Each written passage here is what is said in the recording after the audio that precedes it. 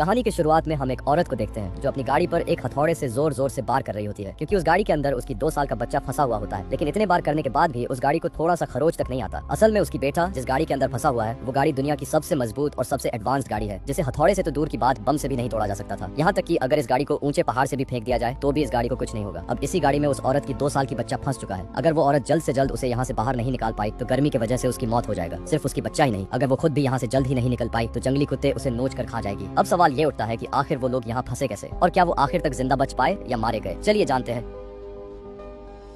तो मूवी के स्टार्ट में हमें एक ब्रांडेड गाड़ी का एड दिखाया जाता है जिसका नाम है मोनोलिथ। ये गाड़ी दुनिया की सबसे सुरक्षित गाड़ियों में गिना जाता है और इसके हर एक हिस्से में टेक्नोलॉजी के अपने फीचर्स हैं, जैसे कि शीशे, गाड़ी की बॉडी, टायर्स, यहाँ तक कि एक एंटी रोल सेंसर भी मौजूद है। ये सब कुछ गाड़ी के अंदर से या फिर एक एआई से जुड़ी स्मार्टफोन ऐप लिलिथ के जरिए कंट्रोल किया जा सकता है। इसके बाद सीन चेंज हो जाता है और हमें इस गाड़ी की एक यूजर को दिखाया जाता है जो अपने बच्चे के साथ गाड़ी चला रही है। उसकी नाम सैंड्रा है और उसके 2 साल के बेटे का नाम डेविड है। सैंड्रा ने अपनी सास के घर जाने का प्लान बनाया है, लेकिन उसका हस्बैंड काम की वजह से नहीं आ पाता क्योंकि वो एक पायलट है। यहाँ से हमें दिखाया जाता है कि ये मोनोलिथ ब्रांड की गाड़ी इतनी एडवांस है कि ये हर पैसेंजर का वेट भी मालूम कर सकता है। अपने लंबे सफर के दौरान सैंड्रा अपने हस्बैंड को कॉल करने की कोशिश करती है जो एयरपोर्ट के करीब एक होटल में रह रहा होता है। यहाँ सैंड्रा को ये नहीं मालूम कि वो 1 महीने से घर क्यों नहीं आया। सैंड्रा को सिर्फ इतना पता है कि उसका हस्बैंड काम में बहुत बिजी है। इसी दौरान सैंड्रा अपने बच्चे को चुप नहीं करा पाती जब वो बहुत ज्यादा रो रहा होता है और वो उसे अपना स्मार्टफोन देकर चुप कराती है। कुछ देर बाद सैंड्रा एक गैस स्टेशन पर पहुंचती है जहाँ एक मिनी मार्केट भी मौजूद होती है। सैंड्रा डेविड का डायपर मिनी मार्केट के बाथरूम में चेंज करवाती है। अचानक 3 लड़कियां बाथरूम में आती हैं और बहुत शोर मचाती हैं, जिससे सैंड्रा को बहुत तकलीफ होती है। इसके बाद सैंड्रा डेविड के लिए स्नैक्स खरीदती है और उम्मीद करती है कि वो अब शोर नहीं करेगा। अचानक से एक अजनबी वहाँ आता है जिसे देखकर ऐसा लगता है कि वो सैंड्रा की गाड़ी में घुसना चाहता है, लेकिन सैंड्रा सिर्फ अपने स्मार्टफोन का इस्तेमाल करके इस सिचुएशन को आसानी से कंट्रोल कर लेती है। फिर एक और अजनबी सैंड्रा के पास आता है और कहता है कि वो उसे जानता है। यहाँ पता चलता है कि सैंड्रा पहले एक सिंगर थी और इसीलिए उस अजनबी ने उसका चेहरा पहचान लिया। लेकिन जब वो उससे फ्लर्ट करने की कोशिश करता है तो सैंड्रा उसकी बातों को इग्नोर कर देती है और वो लड़का चला जाता है। इसके बाद सैंड्रा को एहसास होता है कि डेविड कहीं चला गया है क्योंकि वो अजनबी के साथ बातों में खो गई थी। वो हर जगह देखती है लेकिन मिनी मार्केट में उसे डेविड कहीं नहीं मिलती। इस वक्त सैंड्रा बहुत परेशान हो जाती है, लेकिन फिर पता चलता है कि उसका बच्चा उन 3 लड़कियों के पास है जिन्हें उसने पहले बाथरूम में देखा था। सैंड्रा नहीं चाहती कि वो तीनों लड़कियां उसे और परेशान करें, इसलिए वो फौरन गाड़ी में बैठ जाती है और सेफ्टी लॉक फीचर को एक्टिवेट कर देती है। ये फ्यूचर पैसेंजर्स की मदद करता है कि वो बाहर की किसी भी परेशानी से बच सके और महफूज रहे। गाड़ी चलाने के बाद सैंड्रा अपने आप को पूरा शांत करने की कोशिश करती है और अपने पुराने गाने सुनती है जो उसने पहले गाए थे। वो दोनों डेविड की दादी के घर की तरफ अपना सफर जारी रखते हैं जो अभी भी काफी दूर है। बोरियत को दूर करने के लिए सैंड्रा अपनी बचपन की दोस्त को कॉल करती है। यहाँ पर सैंड्रा को पता चलती है कि उसकी फ्रेंड उसी होटल में है जो एयरपोर्ट के करीब है। सैंड्रा को शक होता है कि उसकी दोस्त उसी होटल में रह रही है जहाँ उसका पति ठहरा हुआ है, यानी उसके पति का सैंड्रा की दोस्त के साथ अफेयर चल रहा है, जो सैंड्रा को बहुत परेशान कर देता है। सैंड्रा इतनी मायूस हो जाती है कि जब वो अपनी सास के घर पहुंचती है तो उसका अंदर जाने का कोई इरादा नहीं रहता और उसका माइंड यहाँ पर चेंज हो जाती है। इसके अलावा उसका पति उसका फोन भी नहीं उठाता और ऐसा जाहिर करता है कि वो बिजी है, जबकि वो सैंड्रा की बचपन की दोस्त के साथ होटल में है। अब यहाँ पर सैंड्रा फैसला करती है कि वो अपने पति का पीछा करेगी और लॉस एंजल्स के सेंट्रल एयरपोर्ट जाएगी जो शहर से 320 मील दूर है, लेकिन फिर भी वो अपनी गाड़ी में वहाँ जाने का फैसला करती है। लिलिथ जो एक एडवांस आर्टिफिशियल इंटेलिजेंस है, सैंड्रा को बताती है कि एक्सप्रेसवे पर बहुत बड़ा एक्सीडेंट हो गया है जिसकी वजह से उन्हें अपनी मंजिल तक पहुंचने में काफी वक्त लगेगा। इसलिए लिलिथ सैंड्रा को एक ऑफ रूट रास्ता तय करने का सलाह देती है जो ट्रैफिक जाम में फंसने की वजह वक्त बचा सकता है। हालात को देखते हुए सैंड्रा उस रास्ते पर चली जाती है, जबकि ये रास्ता लोग कम इस्तेमाल करते हैं। फिर आहिस्ता आहिस्ता रात हो जाती है और धुंध बढ़ जाती है। सैंड्रा को एक इलेक्ट्रिकल सब स्टेशन के अलावा कुछ नजर नहीं आता जो बीच रास्ते में कहीं मौजूद होता है। फिर सैंड्रा एक सिगरेट पीती है और खुद को रिलैक्स करने की कोशिश करती है। लिलिथ फौरन स्मोक डिटेक्ट कर लेती है और गाड़ी की खिड़कियां सिक्योरिटी रीजंस की वजह से खोल देती है। इससे सैंड्रा को गुस्सा आ जाता है और वो गाड़ी के सारे फीचर्स बंद कर देती है। सैंड्रा इतनी परेशान और पैनिक हो जाती है कि वो ये नहीं देख पाती कि कोई चीज रोड क्रॉस कर रहा है और उसकी गाड़ी उससे टकरा जाती है। इसलिए अब उसे सड़क के बीचों बीच रुकना पड़ता है। जोर टक्कर की वजह से सैंड्रा की बेटा डर जाता है और रोना शुरू कर देता है, जिस पर सैंड्रा उसे अपना मोबाइल देकर चुप कराने की कोशिश करती है। इसके बाद उसे गाड़ी के बाहर आना पड़ता है ये चेक करने के लिए कि उसकी गाड़ी किस चीज से टकरा गई थी। गाड़ी से नीचे आकर वो देखती है कि उसने कुछ देर पहले एक हिरण को एक्सीडेंट कर दिया था और अब वो मरा हुआ होता है। सैंड्रा अपने बच्चे को गाड़ी में अकेला छोड़ देती है जबकि गाड़ी मैनुअल मोड पर चल रही होती है। तभी डेविड मोबाइल पर लिलिथ ऐप को प्रेस करता है और गाड़ी की एआई से गाड़ी ऐप को खोल देता है। यहाँ सैंड्रा को ये मालूम नहीं होता कि डेविड ने गलती से वॉल्टमार्ट मोड को एक्टिवेट कर दिया है जो कि गाड़ी के अंदर बैठी मुसाफिरों को बाहर के हर किस्म के खतरा और परेशानियों से महफूज रखता है। गाड़ी पूरी तरह से लॉक हो जाती है जिससे सैंड्रा बाहर और उसका 2 साल का बेटा गाड़ी के अंदर अकेला रह जाता है। सैंड्रा उसे इशारे से समझाने की कोशिश करती है कि वो फोन पर अपनी उंगली घुमाए और वॉल्टमार्ट मोड को डीएक्टिवेट कर दे, लेकिन डेविड जो कि सिर्फ 1-2 साल का बच्चा होता है उसे क्या ही पता होगा इसके बारे में। बदकिस्मती से सैंड्रा जो बहुत ज्यादा परेशान हो चुकी होती है वो चिल्लाकर डेविड को चौंका देती है और वो उसका मोबाइल अपने हाथ से नीचे गिरा देता है। अब यहाँ पर वो फोन को वापस से उठा भी नहीं पाएगा क्योंकि उसने सीट बेल्ट पहना होता है। सैंड्रा को एहसास होता है कि उसकी लापरवाही की वजह से अब हालात और बिगड़ गए हैं। फिर सैंड्रा लिलिथ से बात करने की कोशिश करती है क्योंकि गाड़ी के फीचर्स अभी भी चल रहे होते हैं, लेकिन लिलिथ उसकी बातों का जवाब नहीं दे पाती। इसके बाद सैंड्रा एक बड़े पत्थर से खिड़की का शीशा तोड़ने की कोशिश करती है, लेकिन गाड़ी के एडवांस्ड सेफ्टी फीचर्स की वजह से शीशे पर कोई खरोच तक नहीं आती। जब कोई और ऑप्शन नहीं बचता तो सैंड्रा इलेक्ट्रिकल सब स्टेशन की तरफ चल पड़ती है, जो उसने रास्ते से आते हुए देखा था, लेकिन यहाँ पर उसे कोई नहीं दिखाई देता। वो मदद के लिए वहाँ पर रखी हुई टेलीफोन से कॉल करने की कोशिश करती है, लेकिन वो काम नहीं करता। फिर उसे कुछ चीजें मिलती है, जैसे एक टॉर्च और एक रेंच, जिससे वो शीशा तोड़ने के लिए इस्तेमाल करने का फैसला करती है। जब सैंड्रा सब स्टेशन से निकलने वाली होती है तो उसे एहसास होता है कि एक जंगली जानवर ने उसकी मौजूदगी महसूस कर ली है। वो फौरन वापस भागकर अपनी गाड़ी के ऊपर बैठ जाती है। वो जानवर एक जंगली गीदड़ होता है जो सैंड्रा पर हमला करने की कोशिश करता है, मगर सैंड्रा उस रेंज की मदद से उसे डराकर भगा देती है। जब वो जानवर चला जाता है तो वो रेंज से विंडशील्ड तोड़ने की कोशिश करती है, मगर गाड़ी इतनी मजबूत होती है कि वो एक बार फिर नाकाम हो जाती है। वो सारी रात गाड़ी के बाहर ही रहती है और गाड़ी के बोनेट पर सो जाती है। अगली सुबह जब सैंड्रा उठती है तो उसे डेविड की हालत का एहसास होता है, जो गाड़ी में कमजोर पड़ चुका था। गाड़ी के एक फीचर के जरिए सूरज की गर्मी भी चेक हो रही होती है, जहाँ टेम्परेचर वक्त के साथ साथ बढ़ता रहता है। ये बहुत बुरी सूरत हाल होती है, क्योंकि ये रोड इतना सुनसान है कि यहाँ से एक भी गाड़ी नहीं गुजरती। सैंड्रा के पास अब कोई और रास्ता नहीं बचता और उसे याद आता है कि वो जिस रोड से वो आई थी उसके करीब एक एयरपोर्ट था। वो फैसला करती है कि सड़क पर चलते हुए आगे बढ़ेगी। हालांकि वो पहले यहाँ कभी नहीं आई। अब अपने बच्चे को गर्म गाड़ी में छोड़कर और खुद भी पानी की कमी का शिकार होने के बावजूद सैंड्रा चलती रहती है। खुशकिस्मती से उसे इस इलाके में एक नदी दिखाई देती है, जहाँ वो पानी पीती है और अपनी पूरी शरीर धो लेती है। सैंड्रा कई किलोमीटर का सफर करती है और मुश्किल रास्ता क्रॉस करती है ताकि कोई मदद तलाश कर सके। आखिरकार वो एक पुरानी एयरपोर्ट देखती है, जहाँ उसे एक प्लेन भी नजर आता है। दूसरी तरफ गाड़ी के अंदर का टेम्परेचर बढ़ता जाता है और इस वजह से मोनोलिथ गाड़ी फौरन इमरजेंसी फैन एक्टिवेट कर देती है। सैंड्रा को अब जल्दी मदद ढूंढनी होगी, क्योंकि एयरपोर्ट पर कोई भी मौजूद नहीं होता। वो ये उम्मीद करते हुए प्लेन के अंदर जाती है कि शायद वहाँ कोई हो, लेकिन अंदर कोई नहीं होता। फिर वो पूरे प्लेन की तलाशी लेती है ताकि उसे कुछ खाने या पीने का सामान मिल सके। वहाँ उसे एक गैलन, एक लाइटर, थोड़ी सी शराब और 2 एरोप्लेन टायर्स मिल जाते हैं। वो इन चीजों का इस्तेमाल करते हुए फौरन उन दोनों टायर्स को आग लगा देती है ताकि ज्यादा धुआं पैदा हो, जो शायद किसी की नजर में आ सके। इसके बाद सैंड्रा गैलन में थोड़ा सा पानी भर लेती है और उसे अपनी गाड़ी तक ले जाने का फैसला करती है। जब वो गाड़ी तक पहुंचती है तो डेविड काफी कमजोर नजर आता है और उसका चेहरा सूख चुका था और जलने लगा था। गाड़ी इतना गर्म हो चुका होता है कि सैंड्रा उसे छू भी नहीं सकती। वो गैलन का पानी गाड़ी की छत पर डालकर टेम्परेचर को कम करने की कोशिश करती है। डेविड अभी तक बेहोश पड़ा होता है और ऐसा लग रहा था कि कुछ देर और अगर वो उस गाड़ी के अंदर रहा तो गर्मी की वजह से उसकी मौत भी हो सकता। तभी उसे एक आइडिया आता है और वो कुछ झाड़ियों पर आग लगा देती है। उसे ऐसा लगता है कि शायद गाड़ी फिर से खिड़कियां खोल दे, जैसा कि पहले सिगरेट के धुएं की वजह से हुआ था। मगर उसकी ये प्लान पूरी तरह से उल्टा पड़ जाता है। हाल और भी बिगड़ जाती है जब गाड़ी बाहर से धुआं डिटेक्ट कर लेती है और इमरजेंसी फैंस बंद कर देती है। सैंड्रा फौरन बचा हुआ पानी इस्तेमाल करती है और आग बुझा देती है। वो दोबारा रेंज का इस्तेमाल करती है और गाड़ी को मारती रहती है, मगर इससे भी कोई फायदा नहीं होता। यहाँ पर सैंड्रा थक हार कर वहीं पर बेहोश हो जाती है। अब हमें कुछ समय बाद की समय दिखाया जाता है, जहाँ सैंड्रा और उसकी पति उसी जगह पर आए होते हैं जहाँ पर उसकी गाड़ी फंस चुकी थी। यहाँ पर हमें पता चलता है उस इंसिडेंट में सैंड्रा ने अपने बच्चे को खो दिया था और अब वो दोनों उसे याद करते हुए उसी जगह पर आए होते हैं। यहाँ पर सैंड्रा का पति उसे ये कहकर टोकती है कि उसी की वजह से उसका बेटा मारा गया था,